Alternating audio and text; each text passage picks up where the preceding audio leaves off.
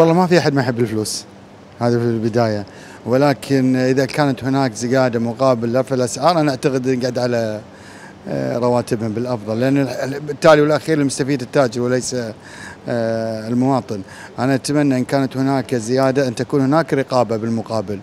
عندنا مثل يقول خذ من جيبه وعايده، أصلا اللي قاعد ينطر الخبر التاجر مو المواطن، بما أني أنا متقاعد أساسا، ولكن أنا أتمنى زيادة الموظف قبل المتقاعد، لان احنا بزياده لريادنا.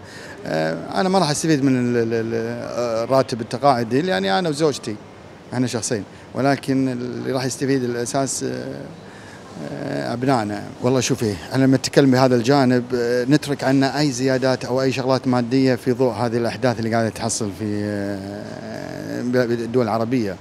طبعا هذا اثبت في البدايه ان الشعب الكويتي شعب جبار في موضوع المقاطعه، لكن احنا نتكلم ان هل هناك مستفيدين من خلال المقاطعه؟ اكيد طبعا،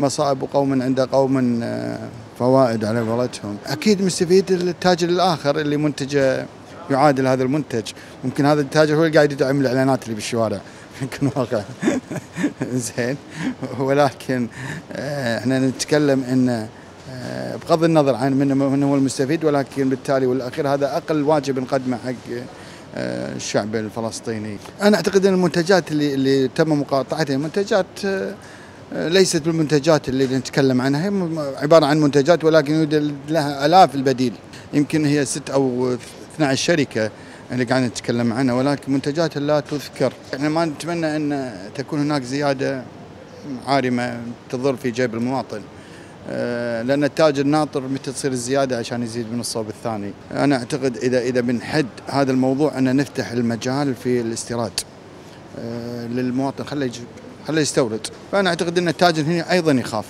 تنوع المواد الموجودة.